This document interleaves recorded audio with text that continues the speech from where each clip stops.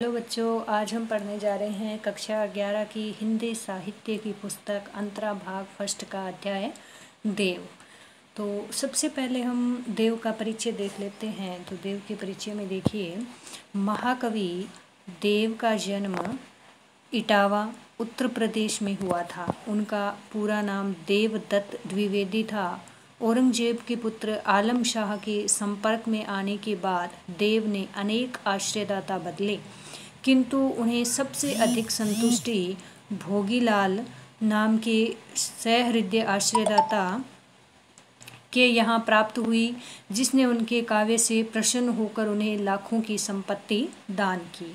अनेक आश्रयदाता राजाओं, नवाबों, धनिकों से संबंध रहने के कारण राज दरबारों का आडंबरपूर्ण और चाटुकारिता भरा जीवन देव ने बहुत निकट से देखा था। इसीलिए उन्हें ऐसे जीवन से वितृष्णा हो गई थी। तो देव हैं वो हिंदी साहित्य के रीतिकाल के कवि माने जाते हैं। और रीतिकाल का समय ऐसा था जिस समय जो राजा थे, जो नवाब थे, वो भोग विलास में डूबे हुए थे। राजकाज के प्रति उनका बिल्कुल भी ध्यान नहीं था। रीतिकाल कवियों में देव बड़े प्रतिभाशाली कवि थे। दरबारी अभिरुचि से बंधे होने के कारण उनकी कविता में जीवन के विविध दृश्य नहीं मिलते। दरबारी अभिरुचि, दरबारी का मतलब राजकाज से ही जुड़े हुए हैं। जो साधारण जो जन था, साधारण व्यक्ति था, उसका संपर्क उस समय कवियों से नहीं हुआ था। इसका मतलब क्या है कि रीतिकाल के जो कवि हैं उन्होंने राज दरबार का ही वर्णन किया है, साधारण जन का वर्णन उन्होंने नहीं किया है। किंतु उन्होंने प्रेम और सौंदर्य के मार्मिक चित्र प्रस्तुत किए हैं। अनुप्रास और यमक के प्रति देव में प्रबल आकर्षण है। अनुप्रास और यमक ये अलंकार है। अनुप्रास का तो अर्थ होता है कि इसमें एक वर्ण है वो एक से अधिक बार आता है, यानी उसकी आवृत्ति एक से ज़्यादा बार होती है, वहाँ अनुप्रास होता है। यमक में क्या होता है, कोई शब्द दो बार आता है परंतु प्रत्येक बार उसका अर्थ क्या होता है, अलग अलग होता है। अनुप्रास द्वारा उन्होंने सुंदर ध्वनि चित्र खींचे हैं। ध्वनि योजना उनके छंदों में पग पग पर प्राप्त होती है। श्रृंगार के उदात्त रूप का चित्रण देव ने किया है। अब ये श्रृंगार क्या है, श्रृंगार रस है। श्रृंगार रस में क्या होता है, नायक और नायिका का वर्णन किया जाता है। श्रृंगार रस के दो भेद होते हैं, संयोग श्रृंगार और वियोग श्रृंगार। संयोग श्रृंगार में क्या होगा, जब नायक और नायिका के मिलन का वर्णन होगा उसे हम कहेंगे संयोग श्रृंगार, और जब उनके विरह का वर्णन होगा तो उसे हम कहेंगे वियोग श्रृंगार। तो रस वैसे तो 9 माने गए हैं, लेकिन 9 रसों में सर्वश्रेष्ठ रस का दर्जा है वो श्रृंगार का दिया जाता है। और इसी श्रृंगार रस का उत्कृष्ट वर्णन किसने किया है, देव ने किया है। देवकृत कुल ग्रंथों की संख्या 52 से 72 तक मानी जाती है। उनमें रस विलास, भाव विलास, भवानी विलास, कुशल विलास, अष्टयाम, सुमिल विनोद, सुजान विनोद, काव्य रसायन, प्रेम दीपिका आदि प्रमुख है। देव के कवित सवैयों में प्रेम और सौंदर्य के इंद्रधनुषी चित्र मिलते हैं। संकलित सवैयों और कवित्वों में एक और जहाँ रूप सौंदर्य का आलंकारिक चित्रण हुआ है, वहीं रागात्मक भावनाओं की अभिव्यक्ति भी संवेदनशीलता के साथ हुई है। यहाँ उनकी छोटी छोटी 3 कविताएं दी गई है।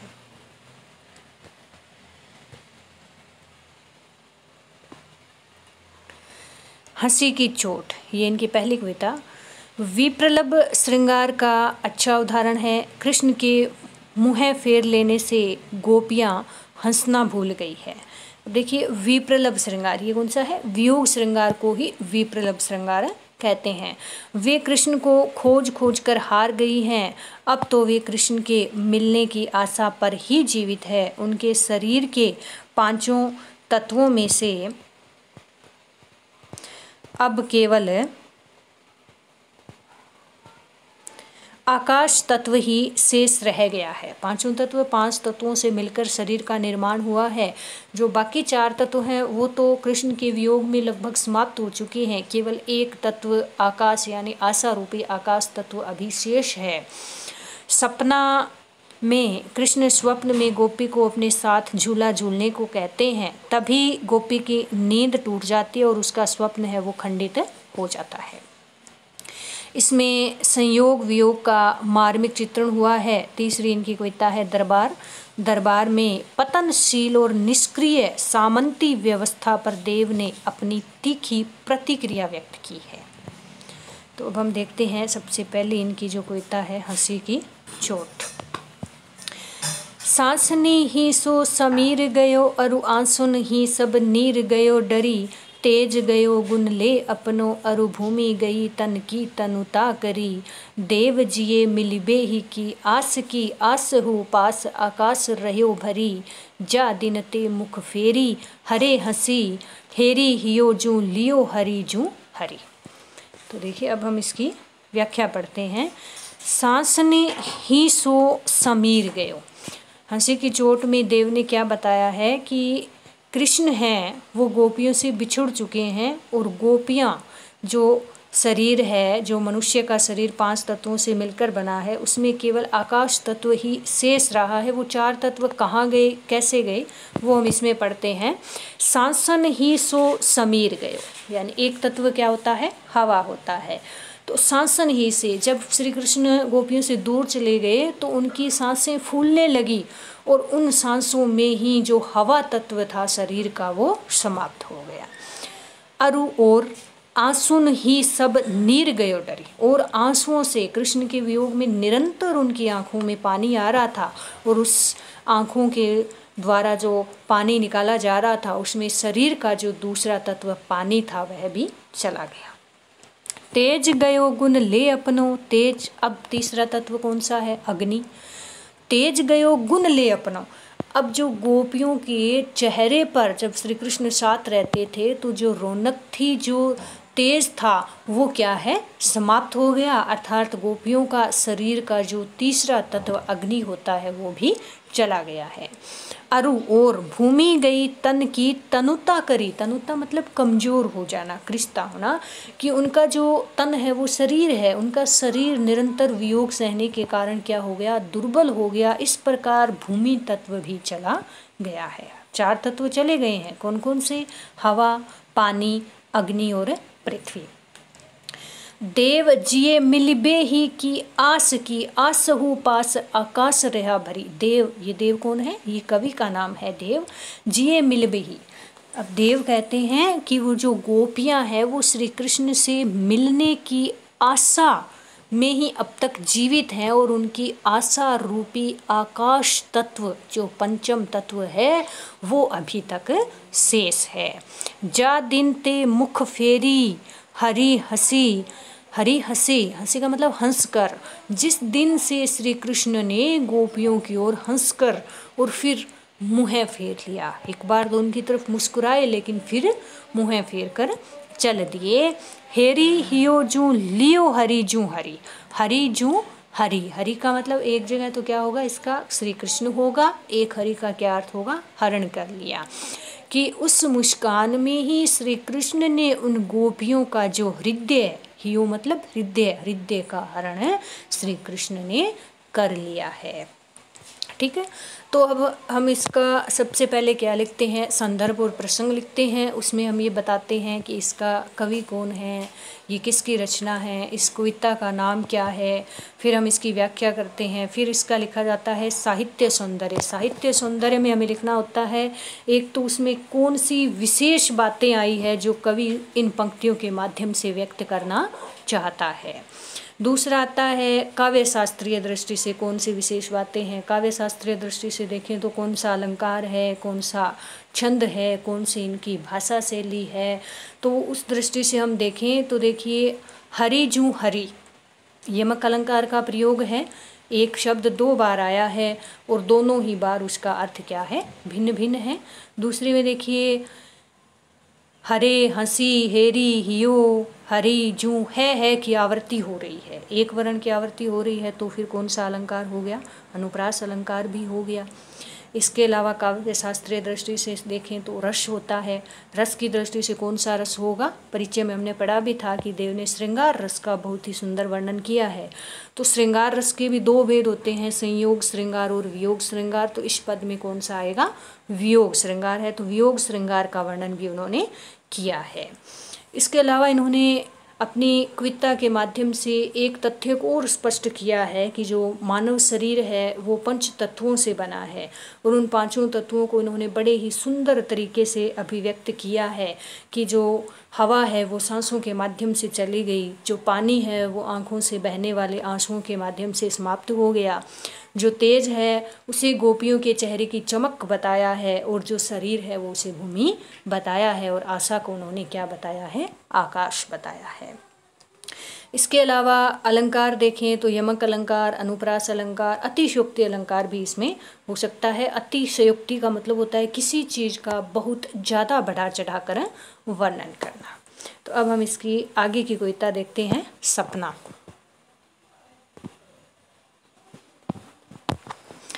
जहरी जहरी झीनी बूंद है परती मानो, गहरी गहरी घटा घेरी है गगन में, आनी कहो श्याम मोसो चलो झूलीब को आज, फूली न समानी भई ऐसी हो मग्न में, चाहत उठोई उठी गई सो निगोड़ी नींद, सो गए भाग मेरे जानी व जगन में, आंख खोली देखी तो न घन है न घन श्याम, वे छाई बूंदे मेरे आंसू हुए द्रगन में। तो इसमें क्या बताया गया है, सपना नाम से स्पष्ट है कि स्वप्न ले रही है।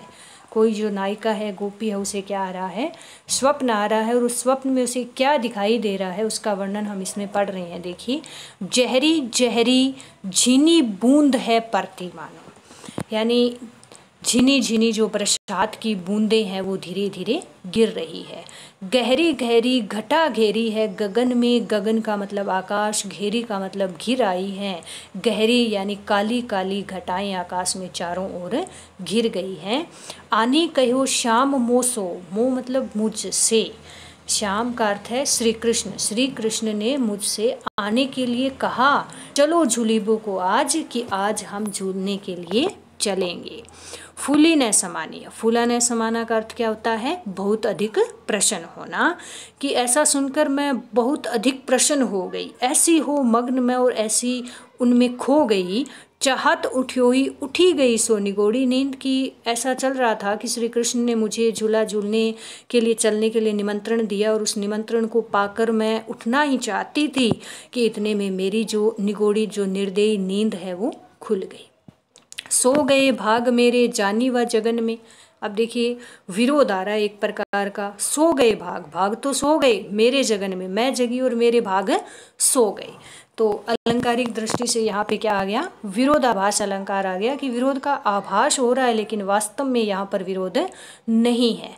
अब इसको हम स्पष्ट कैसे करेंगे, सो गए भाग मेरे जानी व जगन में, कि जब मेरी नींद खुली तो मेरे भाग सो गए। अब भाग किस प्रकार सो गए, कि श्री कृष्ण के साथ मैं झूला झूलने जा रही थी, लेकिन जैसे ही मैं खड़ी हुई मेरी नींद खुली और वो जो श्री कृष्ण थे वो वहाँ पर नहीं थे। आँख खोली देखो, और आँख खोलकर मैंने देखा, न घन है ना तो बादल थे, न घनश्याम और ना ही वहाँ पर श्री कृष्ण थे। वे छाई बूंदे मेरी आंसू हुए द्रगन में, द्रगन का अर्थ यहाँ पर क्या हुआ, आंखें हुई, कि जो मेरे स्वप्न में जो बरसात की बूंदें गिर रही थी झीनी झीनी, अब वो बूंदें कहाँ पर आ गई है, गोपिका की आंखों से गिरने लगी है। तो देखिए इसमें हम इसका साहित्य सौंदर्य देखें तो उसी दृष्टि से हमें दोबारा देखना है। पद चाहे कोई भी हो, उसमें हम ये देखेंगे अलंकार क्या है, छंद क्या है, रस क्या है। व्याकरणिक दृष्टि से हम देख सकते हैं इसमें संधि है, समास है, मुहावरा है, लोकोक्ति है, जो भी चीज़ हमें विशेष लगे उसको हम देख सकते हैं। तो भाषा तो ऋतुकालीन कवि थे, उनकी सभी की ब्रज भाषा ही थी, तो ब्रज भाषा का इसमें उन्होंने प्रयोग किया है। इसके अलावा हम शब्द देख सकते हैं, वर्ण देख सकते हैं, जहरी जहरी अनुप्रास अलंकार आ ही रहा है इसमें, और घन और घनश्याम, इसमें यमक अलंकार आ रहा है। एक घन का अर्थ यहाँ पर बादल है, दूसरे का क्या है, श्री कृष्ण है। और रस इनका प्रिय रस था ही देव का, श्रृंगार रस। तो रस का इन्होंने किस रस का प्रयोग किया है, श्रृंगार रस का प्रयोग किया है। थोड़ा सा अंतर आएगा इस पैरे में, श्रृंगार रस के संयोग और वियोग दोनों का प्रयोग किया है। संयोग का अर्थ होता है जब नायक और नायिका का मिलन है, वियोग का मतलब होता है जब उनमें विरह है, बिछो है उनमें एक प्रकार का। तो स्वप्न में नायिका श्री कृष्ण से मिल रही है तो वहाँ पर संयोग आ रहा है, और वियोग है जैसे ही उसकी आंख खुलती है तो वहाँ पर श्री कृष्ण नहीं है, यानी श्री कृष्ण से वो बिछुड़ जाती है। तो यहाँ पर वियोग श्रृंगार का प्रयोग भी हमें देखने को मिलता है। तो संयोग और वियोग दोनों को एक साथ इतने सुंदर दृष्टि से प्रयोग यहाँ पर देव ने किया है। आगे हम देखते हैं, दूसरी इनकी कविता है दरबार। साहिब अंध मुसाहिब मूक, सभा बहेरी रंग रीझ को माच्यो, भूल्यो तहाँ भटक्यो घट ओ घट बूढ़ीपे को, काहू कर्म न बाच्यो, भेस न सूझ्यो कहियो समझ्यो न, बतायो सुन्यो न कहाँ रुचि राच्यो, देव तह निबरे नट की बिगरी, मति को सिगरी निसी नाच्यो। तो अब ये है दरबार। दरबार हमने देव के परिचय में ही पढ़ा था कि जो देव हैं वो दरबार से ज़्यादा जुड़े हुए थे, जो साधारण जन थे उनसे उनका ज़्यादा संपर्क नहीं हो पाया, और दरबार के प्रति उनमें वितृष्णा भाव थे, यानी लगाव नहीं था। लगाव नहीं होने का क्या कारण था कि उन्होंने बार बार उन्हें अपने आश्रयदाता बदलने पड़े थे, वो उनसे खुश नहीं थे, क्योंकि उस समय के जो राजा थे वो भोग विलास में अधिक डूबे हुए थे, जनता से उन्हें कोई विशेष लगाव नहीं था। उसी का वर्णन उन्होंने अपनी इस कविता में किया है। साहिब अंध मुसाहिब मूक, साहिब यानी जो राजा है वो तो क्या बना हुआ है, अंधा बना हुआ है। मुसाहिब उसके जो सिपाही हैं वो क्या हैं, मूक हैं। सभा बहरी, उसके पास जो सभा बैठती है, सभा में जो विद्वान जन बैठते हैं वो क्या है, बहरे हैं, उन्हें सुनाई नहीं देता।